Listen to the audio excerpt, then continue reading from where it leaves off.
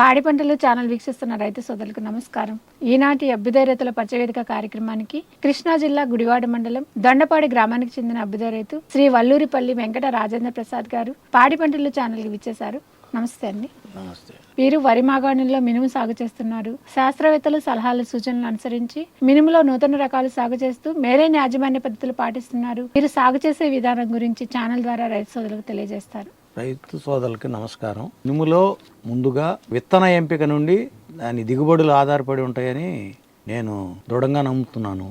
మా ఏరియాలో ఎక్కువగా టీబీజీ 104 అనే వెరైటీ బాగా పాపులర్ అయింది. దిగుబడులు కూడా ఆశాజనకంగా ఉన్నాయి. క్రిందటి సంవత్సరం మా ఏఓ గారు మినీ కిట్ టీబీజీ 141 అనే విత్తనం మాకు మినీ కిట్ ద్వారా నాకు అందింది.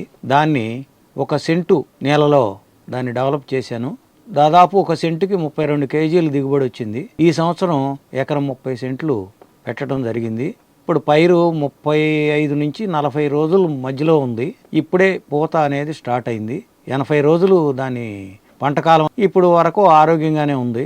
మినుములో అత్యధిక దిగుబడుల కోసం అత్యధిక స్ప్రేయింగ్లు అవసరం లేదు అనేది నా దృఢాభిప్రాయం. కలుపు 20వ రోజున కనుక మీరు కలుపు ముందు గనక స్ప్రే చేసినట్లయితే సమర్థవంతంగా కలుపు ఏదైనప్పటికీ కూడా 3వ ఆకు అనేది రాకుండా స్ప్రే చేయగలిగితే ఇప్పుడున్న మార్కెట్లో ఉన్న మందులు సమర్థవంతంగా పనిచేస్తాయి.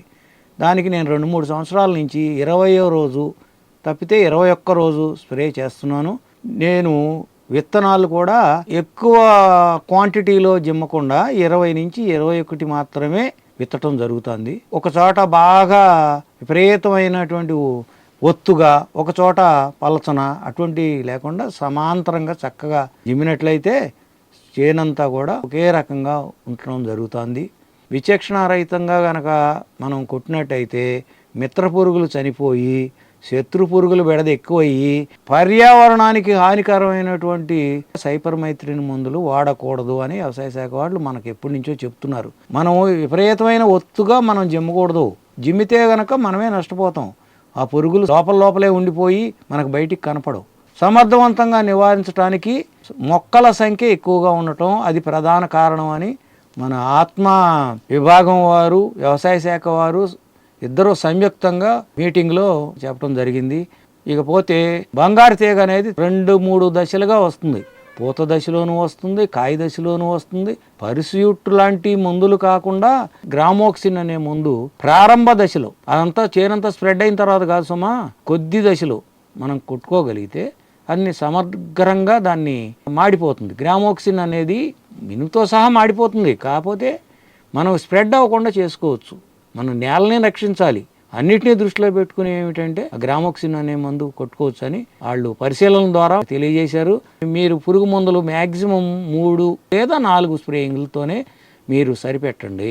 ఈ మినుములో కూడా వరిలో అగ్రమిన్ మ్యాక్స్ గనక నారుమడికి ఎలా ప్రిస్క్రైబ్ చేశారో మినుములో కూడా మేలైన పోషకాలు రావాలి అంటే దానికి ఐరన్, బోరాను, మెగ్నీషియము, జింకు ఇవన్నీ కూడా అగ్రిమిన్ మ్యాక్స్ లాంటి తక్కువ ఖరీదులో ఉన్నటువంటి ప్రొడక్ట్స్ ఉన్నాయి.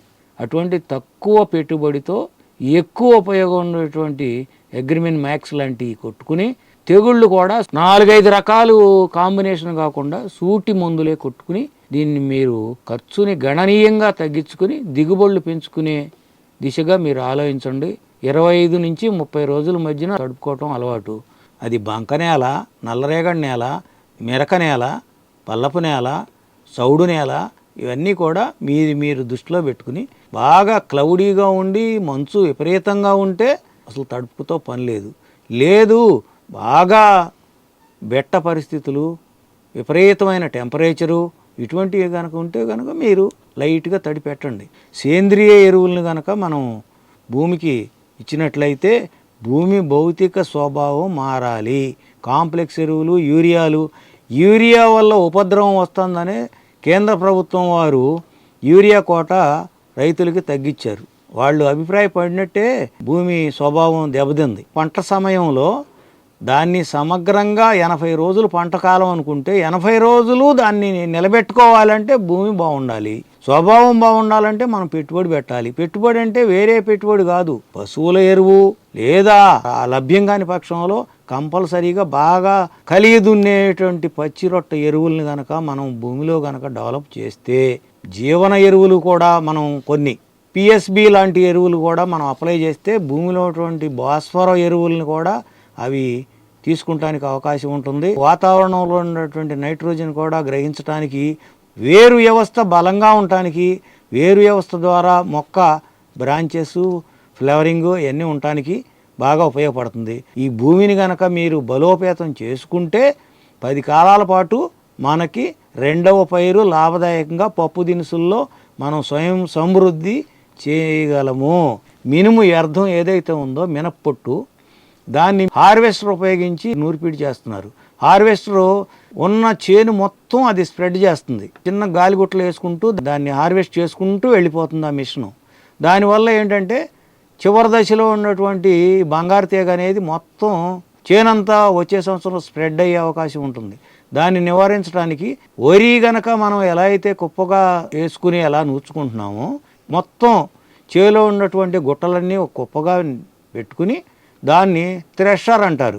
అటువంటి ఇది కనుక పెట్టుకుని నూర్చుకుని దాన్ని ఏం చేయాలంటే, అయితే వ్యవసాయ శాఖ వారు ఇటీవల కాలంలో పర్యావరణంలో మార్పులు విపరీతంగా సంభవిస్తాయని మీరు వ్యర్థాలు తగలబెట్టుకుంటే పర్యావరణానికి తీవ్రమైనటువంటి ఆటంకం ఏర్పడుతుంది కాబట్టి మీరు తగలబెట్టొద్దు. ఇటుక ఆమలు గనక వాళ్ళని గనక సంప్రదించినట్లయితే ఫ్రీ ఆఫ్ కాస్ట్ వాళ్ళు శుభ్రంగా ఉపయోగించుకుంటారు. మనకు చేలో ఎటువంటి బెడద ఉండదు. వచ్చే సంవత్సరానికి బంగారు తీగ అవకాశాలు మనకు ఉండవు. వాళ్ళు ట్రాక్టర్లతో వాళ్ళు తరలించుకెళ్ళిపోతారు. వాళ్ళకు ఫ్యూయల్గా ఇంధనంగా ఉపయోగపడుతుంది. మన చేలోకేమో ఈ బంగారు తీగని కొంతవరకు, అంతా అరికట్టలేము, కొన్ని సంవత్సరాలు చేసినట్లయితే భూమిలో ఉండేటువంటి బంగారు తీగ అవశేషాలు తగ్గించుకోవడానికి అవకాశం ఉంది. ఆత్మ సార్ చెప్పినట్లుగా గ్రామోక్సిను లేత దశలో బంగారు తీగ డెవలప్ అయ్యే దశలో కనుక మీరు అరికట్టగలిగితే కొంతవరకు 25%, మళ్ళీ ఇంకొకసారి మనుషులతో మీరే తీసుకున్నట్లయితే అదొక 25%, 50% గుట్టలాగా వేసుకుని హార్వెస్టింగ్ తర్వాత దాన్ని వేరే చోటకు తరలించుకుంటే చాలా వరకు బంగారు తీగ బెడద అనేది తగ్గించుకోవడానికి అవకాశం ఉంటుంది. ఇటువంటివన్నీ మీరు ఫాలో అయ్యి మినుముని సమగ్రంగా దాన్ని స్టడీ చేసి మీరు ఫలితాలు పొందవలసిందిగా నేను ఆశిస్తున్నాను. మినుము సాగులో తగిన సూచనలు, సలహాలు, ముఖ్యంగా కోత నూర్పిడి సమయంలో పాటించవలసిన మెలకువల గురించి కూడా ఛానల్ ద్వారా చాలా చక్కగా తెలియజేశారు. ధన్యవాదములు. ధన్యవాదములండి.